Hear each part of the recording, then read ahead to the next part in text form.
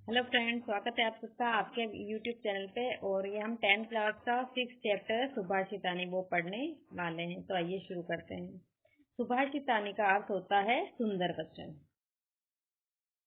सु यानी सुंदर, भाषित यानी वचन, जिसको हम हिंदी में अनमोल वचन भी कहते हैं। और ये हमारे 6th से लेकर 10th तक संस्कृत की बुक है, उसमें एक चैप्टर तो सुभाषितानी का होता है, जिसमें श्लोक दिए हुए रहते हैं, अनमोल वचन दिए हुए रहते हैं। ठीक है, देखिए शुरू करते हैं। प्रस्तुतो अयम पाठः विविध ग्रंथात्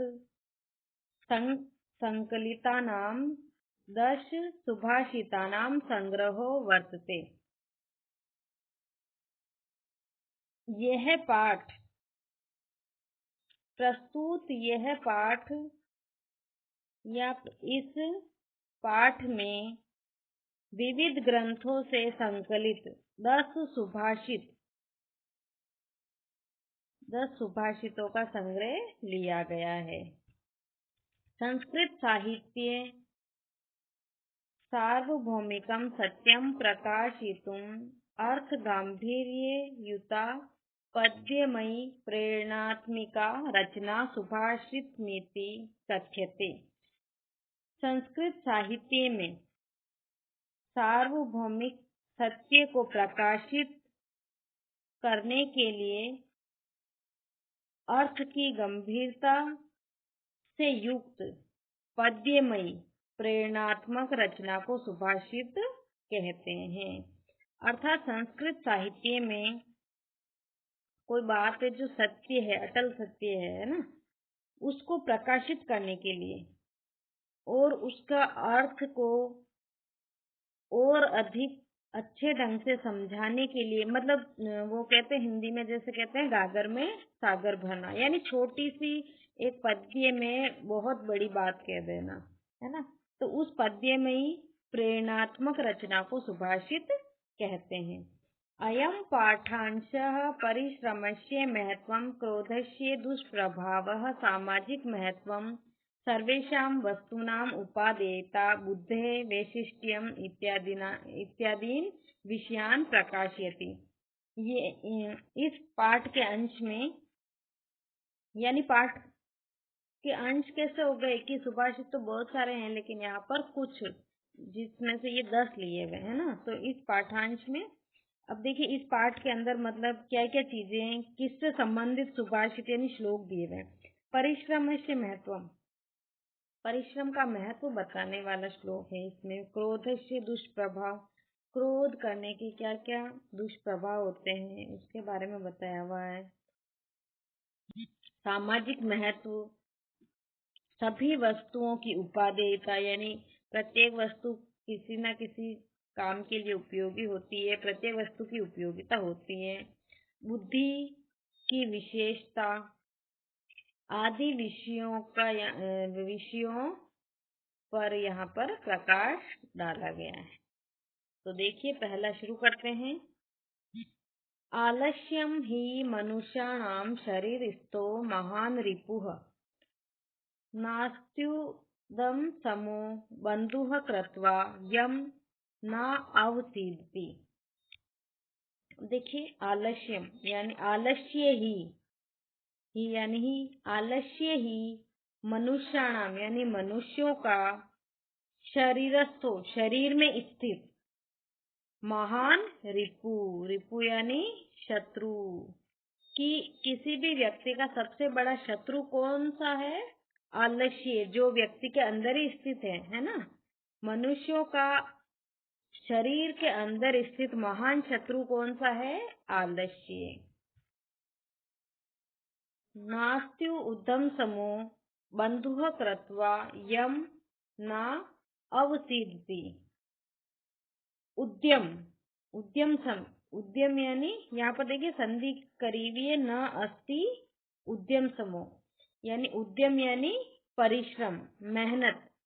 समो यानी होता है समान, परिश्रम के समान। बंधु मित्र, है ना, मित्र नहीं है, यानी परिश्रम के समान कोई मित्र नहीं है, क्योंकि परिश्रम करने से कोई भी व्यक्ति अवसीदति यानी दुखी नहीं होता है। कहने का मतलब ये है कि व्यक्ति के शरीर के अंदर ही स्थित महान शत्रु है आलस्य, तथा उद्यम यानी परिश्रम, मेहनत, उसके समान, परिश्रम या मेहनत के समान कोई मित्र नहीं है जिसको करने से यानी परिश्रम करने से कोई भी व्यक्ति दुखी नहीं होता है। कोई भी अगर मेहनत करेगा, परिश्रम करेगा तो वह व्यक्ति सुखी ही रहेगा, क्योंकि उसके सारे कार्य हो जाएंगे। वो करेगा परिश्रम करके तो उसको सब चीजें जो भी वो प्राप्त करना चाहता है वो परिश्रम करके वह प्राप्त कर सकता है। तो कहने का भाव मतलब यहाँ पर यह है कि व्यक्ति को आलस्य नहीं करना चाहिए। ये है आपका अन्वय। और दोस्तों अन्वय कैसे करना है, देखिए अन्वय जिस तरह से हमने इस श्लोक को समझा है, तो हमने श्लोक में से जो जो शब्द पहले उठाए हैं, है ना, उसी को अन्वय के रूप में हम संस्कृत में लिख देते हैं। फिर अन्वय के अकॉर्डिंग हम इनको जमा लेते हैं, फिर हम इसकी हिंदी करते हैं। और अगर आपको अन्वय नहीं आ रहा है और आपको इसकी हिंदी आ रही है, तो जिस तरह से आपने जैसे मनुष्य शब्द लिया है, फिर शरीर स्थो शब्द लिया हुआ है ना, तो जैसे जैसे आप हिंदी बनाते हैं इसकी, उसी तरह से आप इनके संस्कृत वाले शब्द ऊपर जमा सकते हैं अन्वय के लिए। तो आपका अन्वय इस तरह से तैयार हो जाएगा और आपको अन्वय याद करने की जरूरत बिल्कुल नहीं पड़ेगी। केवल आपको इनको जो संस्कृत में लिखी हुई बातें हैं वो ही जमानी है हिंदी के अकॉर्डिंग। हिंदी तो हमको याद करनी ही है इसकी, है ना, तो संस्कृत में वो वाली बातें आपको जमानी है। तो इस तरह से आप सारे अन्वय इनके बना सकते हैं। तो आइए दूसरे श्लोक पे चलते हैं।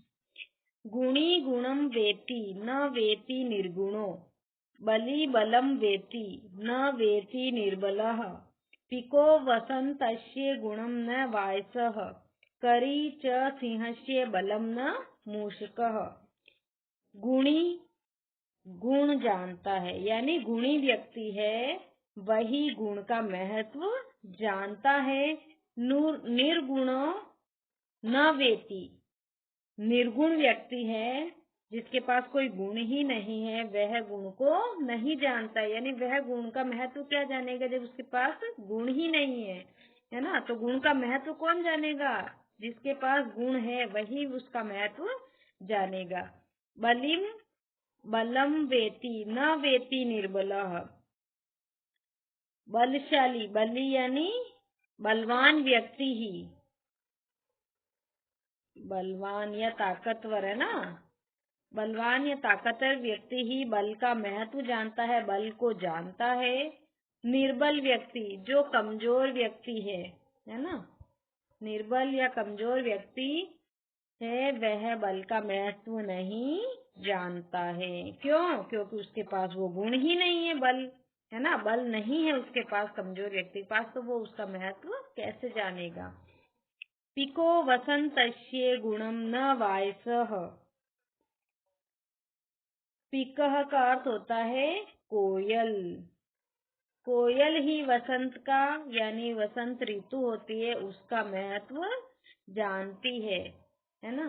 वायसः न वायस यानी वसंत ऋतु का महत्व, वायसः का अर्थ होता है कौवा, वह वसंत ऋतु का महत्व नहीं जानता या उसका गुण नहीं जानता वसंत ऋतु के।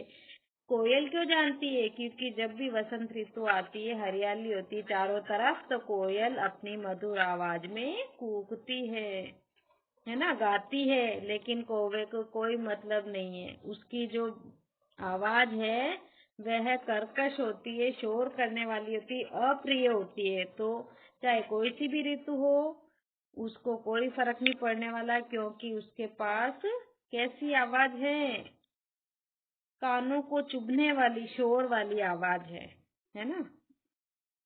करी च सिंहस्य बलम न मूषकः, करी का अर्थ होता है हाथी, और सिंह का तो सिंह ही होएगा यानी शेर, है ना। करी च का अर्थ होता है और, हाथी और सिंह के बल को ये दोनों ही जानते हैं, है ना।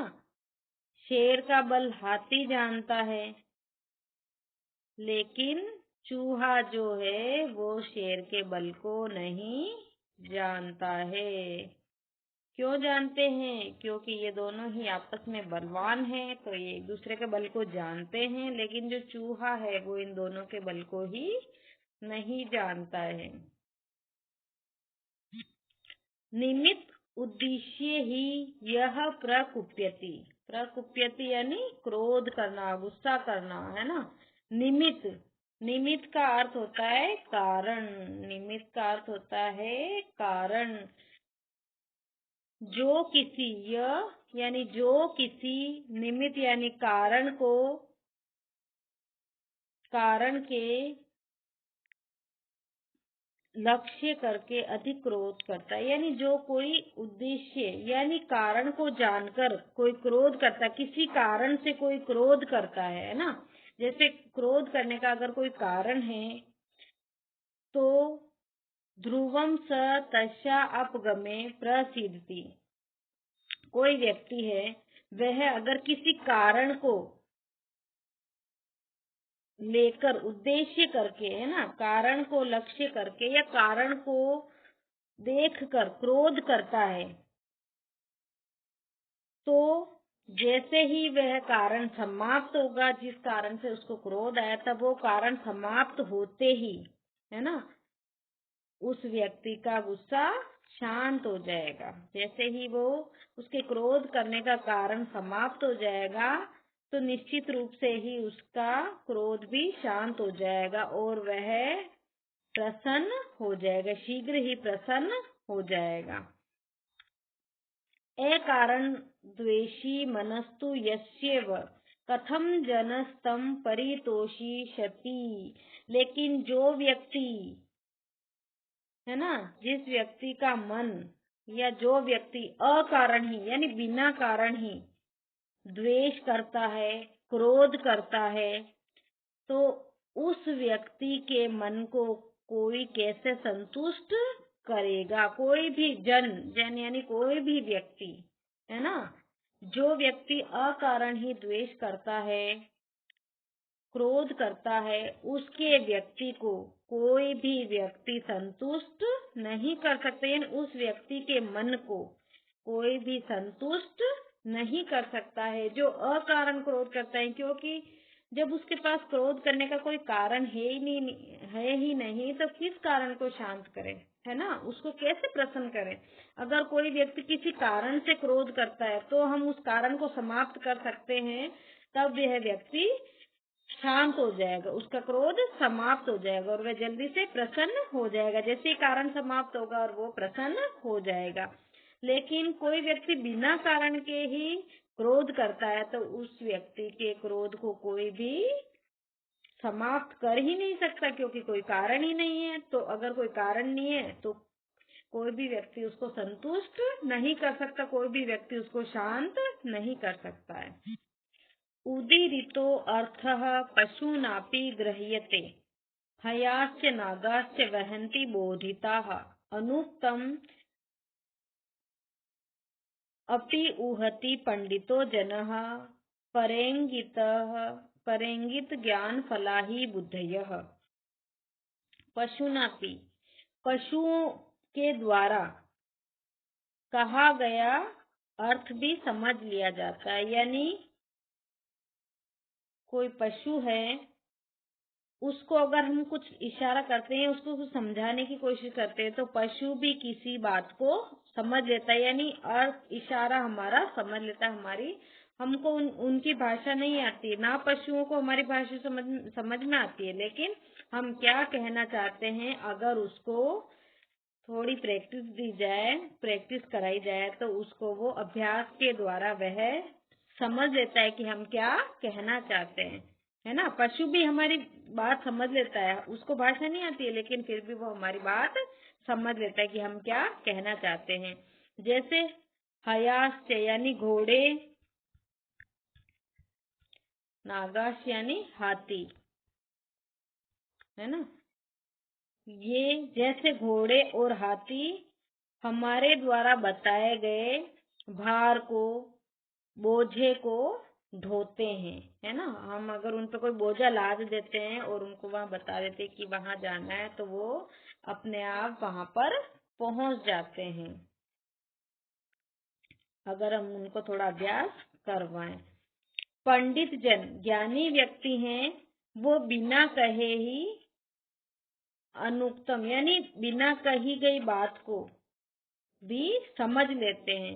पंडित व्यक्ति होते हैं वो बिना कहे वे भी कोई बात को समझ लेते हैं कि क्या कहना चाहते हैं हम लोग, है ना। हमारे वो मन को पढ़ लेते हैं कि हमारे मन के अंदर क्या विचार उत्पन्न हो रहे हैं। उनको कोई बात बोलनी नहीं पड़ती है, वो अनुमान लगा देते हैं हमारे हाव भाव से।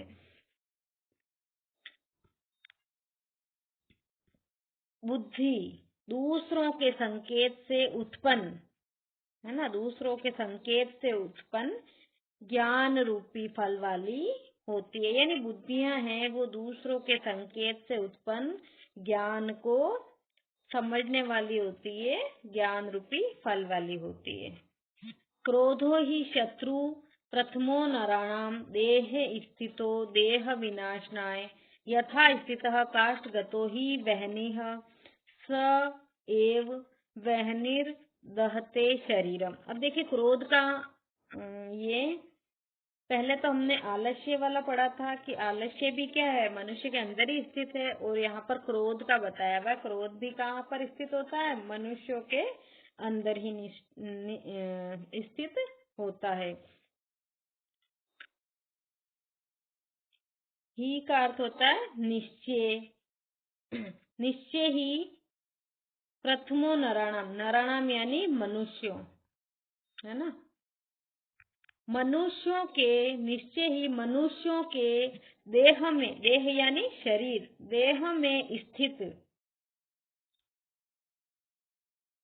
प्रथम शत्रु क्रोध ही है। मनुष्यों के देह में स्थित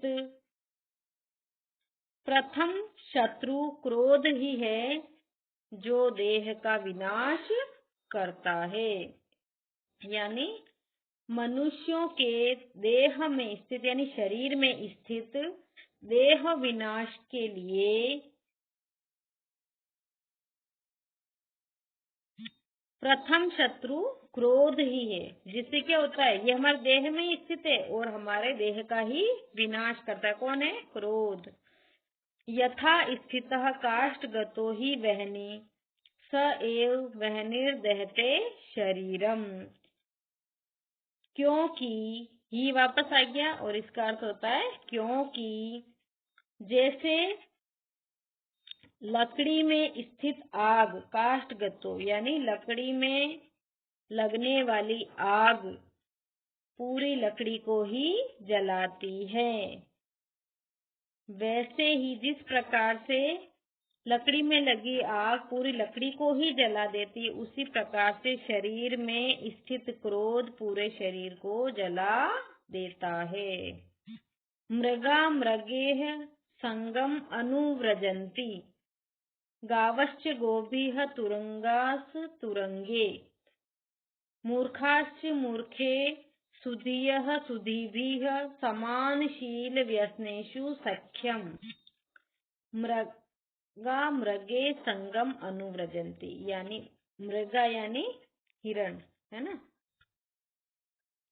हिरण हिरणों के साथ, गावश्च यानी गाय, गाय गायों के साथ, तुर्गा यानी घोड़े, घोड़ों के साथ, यानी मतलब एक शब्द दो बार लिया हुआ।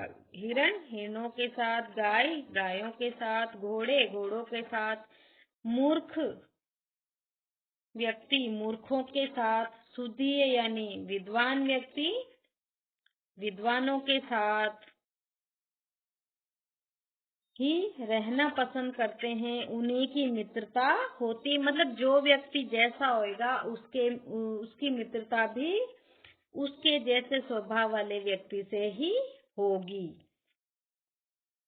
समान शील और व्यसन यानी समान आचरण और स्वभाव होने पर ही सख्यम यानी मित्रता होती है। मतलब कहने का ये है कि जिस प्रकार से हमारा व्यवहार होगा उसी प्रकार से हमारे मित्र होंगे। मतलब हमारे मित्र भी हमारे इस तरह के स्वभाव वाले ही होंगे। हमारी मित्रता ऐसे लोगों से ही होगी जिसका स्वभाव हमसे मिलता जुलता है। अगर कोई व्यक्ति का स्वभाव हमारे से विपरीत है तो उसके साथ हमारी मित्रता नहीं होगी। सेवितव्यो महावृक्षः फल छाया समन्वितः यदि देवात् फलं नास्ति छाया केन निवार्यते।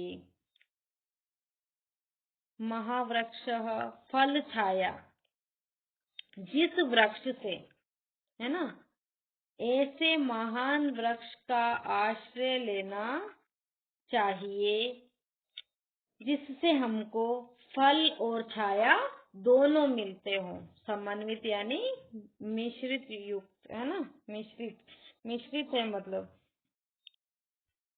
फल और छाया से युक्त महान वृक्ष का आश्रय हमको लेना चाहिए।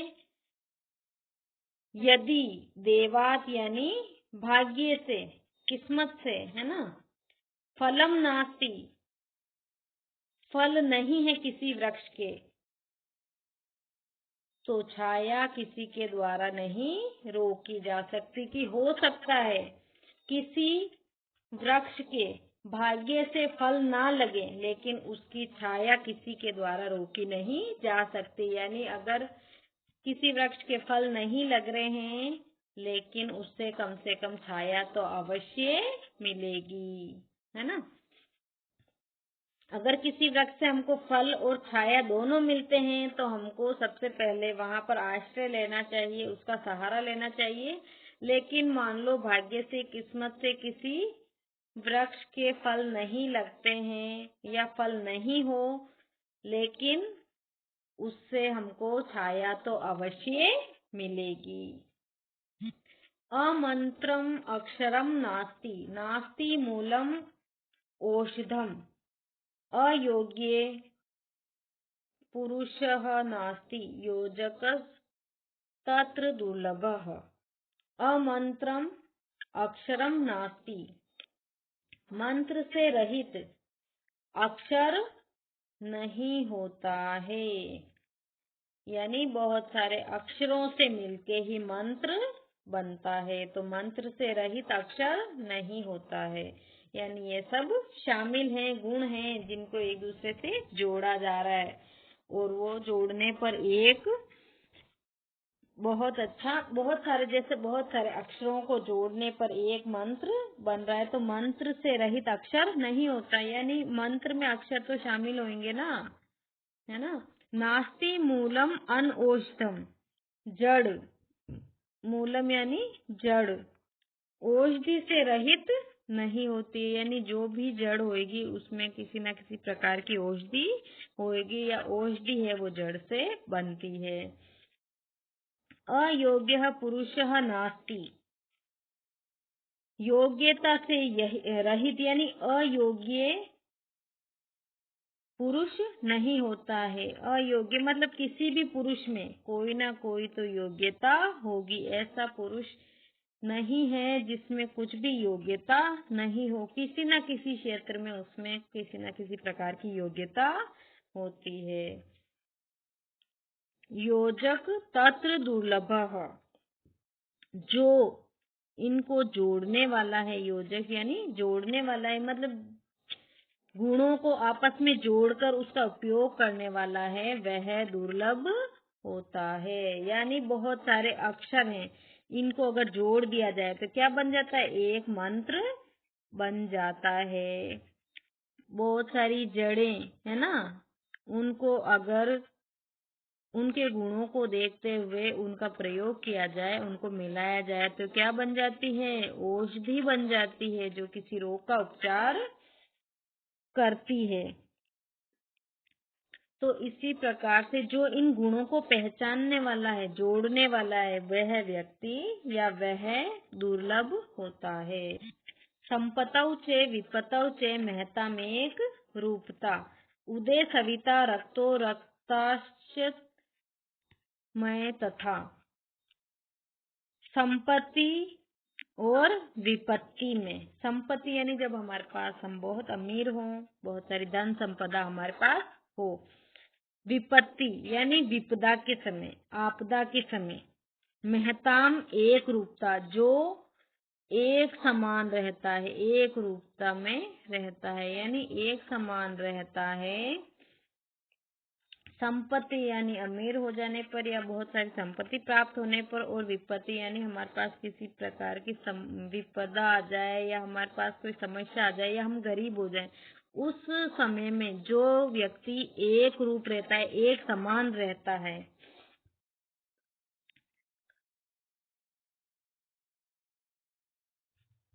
उदय सविता रक्तो रक्तश्च मय तथा, तो वह व्यक्ति उसी प्रकार से सूर्य के समान होता है, यानी वह व्यक्ति सूर्य के समान होता है जो सूर्य उदय होते समय भी रक्त यानी लाल वर्ण का होता है और अस्त होते समय भी लाल वर्ण का होता है। सविता का अर्थ होता है सूर्य। अब ये हमने देखिए पिछली क्लासों में कोई पढ़ा था, बस थोड़ा सा यहाँ पर चेंज है। अब देखिए, महान व्यक्ति हैं, सज्जन व्यक्ति हैं, वह संपत्ति और विपत्ति के समय एक समान होते हैं। जैसे सूर्य उदय होते समय भी लाल होता है और अस्त होते समय भी वह लाल रंग का होता है। विचित्रे खलु संसारे नास्ति किंचित निरर्थकम, अश्वश्चेद धावने वीरः भारस्य वहने खरः।